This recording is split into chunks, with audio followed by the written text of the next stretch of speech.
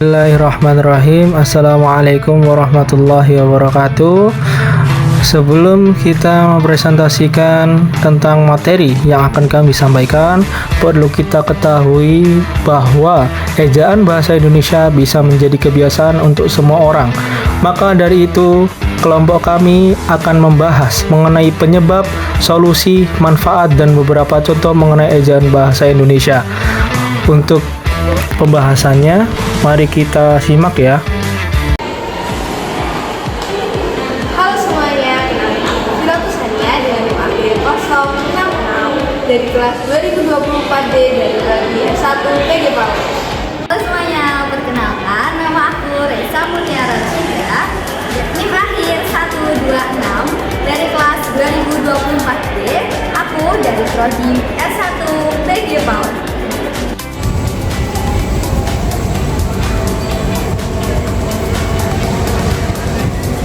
Kalau kata Mohan, nggak semua hal harus lo tahu, tapi kali ini kalian harus tahu. Halo teman-teman, perkenalkan nama saya Marisa Permatasari dengan NIM akhir 087 dari kelas 2024D dari prodi S1 PG PAUD.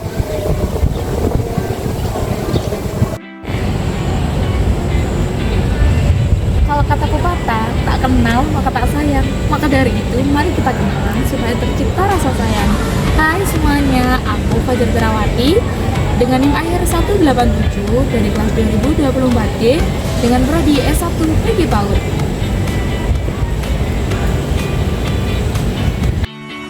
Halo semua, perkenalkan aku Siti Maisaro dengan NIM akhir 022. Aku dari kelas 2024D dan aku dari prodi S1 PG PAUD.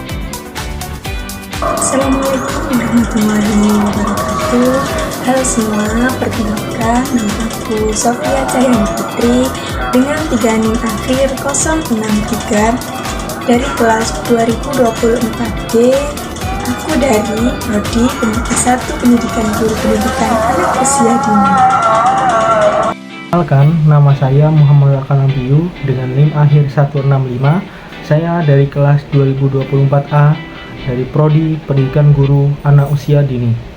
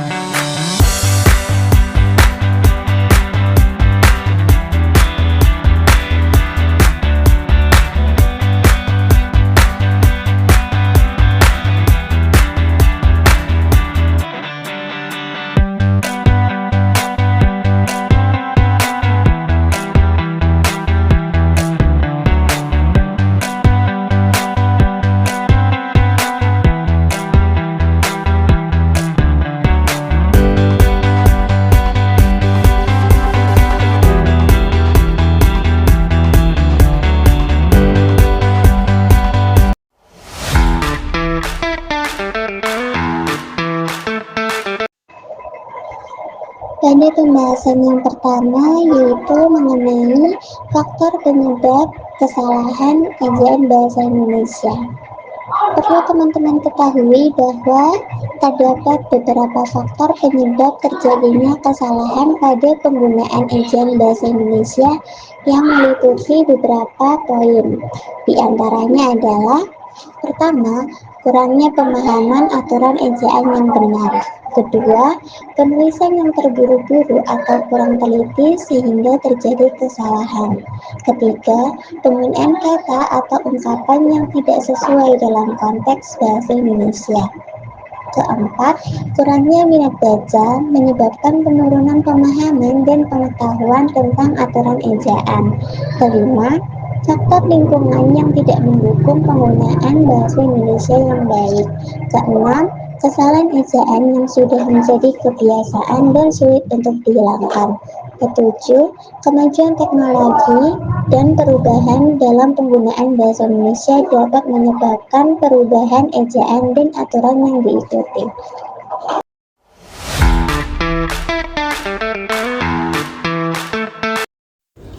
Nah, untuk mencegah dan mengatasi kesalahan ejaan dalam bahasa Indonesia, Penting untuk memahami dan menerapkan kaidah ejaan yang benar, serta menggunakan alat bantu seperti kamus dan koreksi ejaan digital.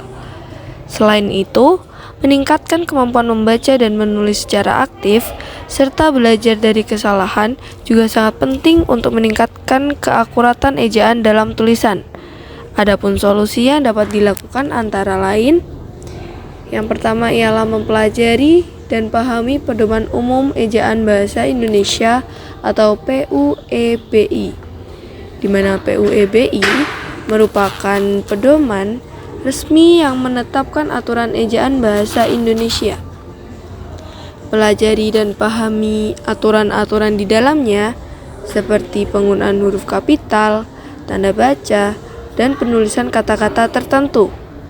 Kemudian, yang kedua ialah gunakan kamus bahasa Indonesia. Kamus dapat membantu dan mencari makna dan ejaan yang benar dari suatu kata. Gunakan kamus online atau kamus cetak untuk memastikan ejaan yang tepat. Yang ketiga, belajar dari kesalahan. Jika menemukan kesalahan ejaan, jangan ragu untuk bertanya atau mencari informasi yang lebih lanjut. Belajar dari kesalahan akan membantu untuk menghindari kesalahan yang sama di masa depan. Yang keempat, ada gunakan kalimat yang jelas dan sederhana. Kalimat yang jelas dan sederhana ini memudahkan untuk dibaca dan diidentifikasi kesalahan ejaannya. Hindari penggunaan bahasa yang terlalu rumit atau teknis jika tidak diperlukan. Yang kelima, saling memeriksa tulisan. Aktivitas saling memeriksa tulisan antar siswa atau rekan kerja ini dapat membantu mengidentifikasi kesalahan dan meningkatkan pemahaman tentang ejaan yang benar.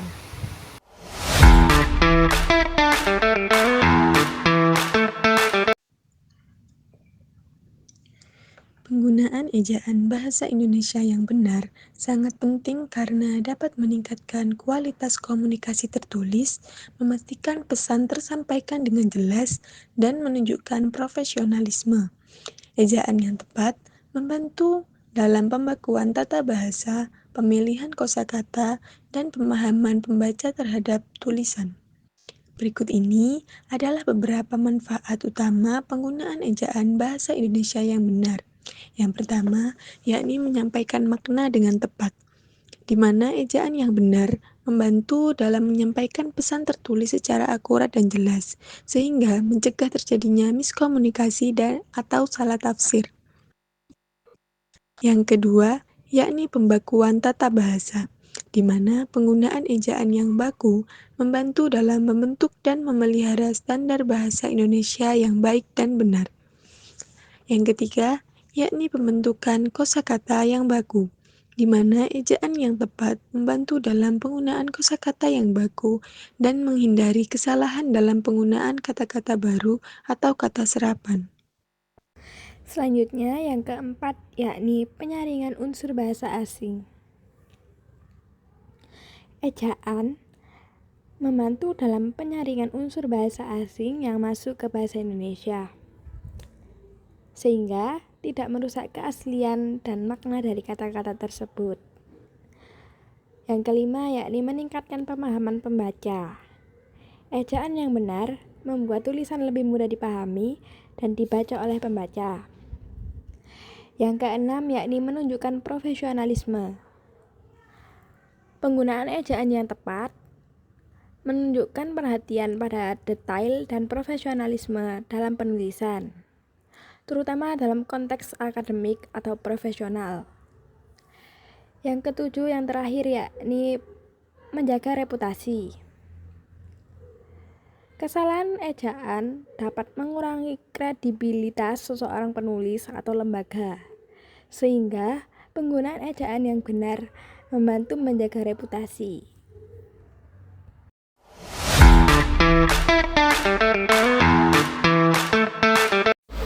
Nah, selanjutnya yakni beberapa contoh kesalahan ejaan bahasa Indonesia yang sering kita jumpai dalam kehidupan sehari-hari sebagai berikut.